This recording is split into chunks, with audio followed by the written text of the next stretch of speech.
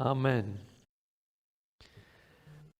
What happens when we are caught up in the uncertainty of life? How do we explain the inexplicable? How do we keep going in the face of it? In this week's Torah portion, Shemini, we read the brief but troubling story about Nadav and Avihu, sons of Aaron the high priest, who die young and inexplicably. We are told that when these newly ordained priests made their first attempt to offer a sacrifice, fire came from forth before Adonai and consumed them.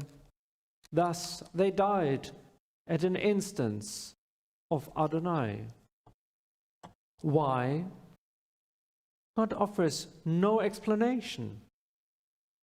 And if the two young men knew, they did not live to answer. Their uncle Moses offers only a cryptic remark, one that is discussed by the commentators without a consensus being reached. What Moses says can be roughly translated as, "This is what God meant when God said, 'I will be sanctified in them who come near me, and before all the people I will be glorified.'" Leviticus 10, verse 3. When God said this, or what it actually means, is anybody's guess. Aaron himself, having just witnessed the fiery death of two of his sons, responds with silence. Vayidom Aharon. The traditional commentators offer explanations for these deaths that range from viewing their annihilation as a sign of divine approval to calling it a just punishment for the young man's arrogance and wrongdoing. And Aaron's silence, how is it explained? Silence by its very nature is mysterious and therefore can mean anything, from grief to fear, to shock, to anger, to indifference, to approval, anything. The Hebrew word that tells us of Aaron's silence, yidom, hints at an explanation. There are many words in biblical Hebrew that mean silent, but the root of the one used in this passage can also mean wail, or to groan, or lament, suggesting that Aaron's silence is from grief, as we might suspect.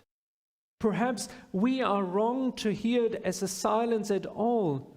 Maybe we ought to be hearing Aaron wailing and groaning.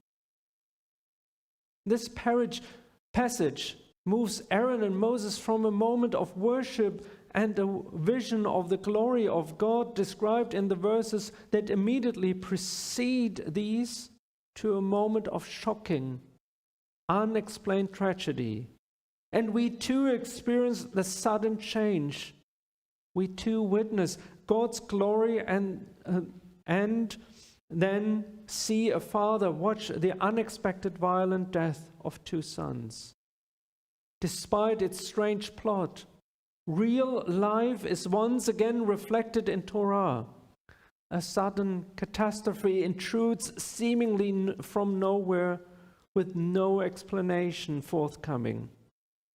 Somehow it has October 7th written all over it. The Hebrew of this passage and some of its details have echoes in another compelling and cryptic story in the Bible. In a time of great despair, sought after by enemies, ready to give up on his own life, Elijah the prophet goes out to a mountain in search of God. The text tells us, Adonai passed by, and a great and strong wind rent the mountains and broke the rocks in a piece before God. But God was not in the wind. And after the wind, an earthquake. But God was not in the earthquake. And after the earthquake, a fire. But God was not in the fire. And after the fire, a thin voice of silence. Kol demama daka. That's 1 Kings 19:11-12. A more familiar translation of this passage is a still small voice. The Hebrew word demama, variously translated as silence or still, comes from the same Hebrew word as Aaron's yidom, silence or lament. Another important parallel concerns the fire in both stories. The fire that consumes Nadav and Avihu went out milifnei Adonai, from before Adonai. And they died lifnei Adonai, before Adonai. One might think from this that God was in that fire, yet in very similar language in the Elijah story, we are told that the wind broke the rocks into pieces, lifnei Adonai, before Adonai.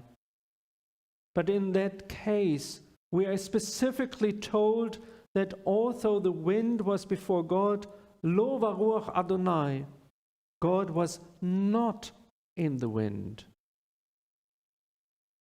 Adonai was not in the wind, and God was neither in the earthquake nor the fire, but presumably God was present, achar ha'esh, after the fire, kol demama daka, in the still small voice, the thin voice of silence. If we read about Nadav and Avihu in light of Elijah's story, God was not in the fire that burned them up, but rather God came after the fire in the yidom, the silence or the lament, the still small voice of their grief-stricken father Aaron. God is in the still small voice rather than in the implements of destruction. After October 7th and everything that has followed it, I find it hard to find my voice. The pain and the grief of the lost lives breaks my heart. The destruction that comes with a war is all-encompassing and makes reading the news, for example, unbearable. But the idea that God is in those faint voices or even silence rather than in the fire or wind or the battlefield gives me comfort. We may still find ourselves inclined to expect God in the disasters. We may insist on keeping God the who that we blame when bad things happen. Or we may be inclined to assume God is nowhere to be found. But our parashah and the encounter Elisha had turned those ideas around, suggesting that God is not against us, but with us. Not an absence, but a presence. It is that presence that keeps us from imploding under the crush of despair.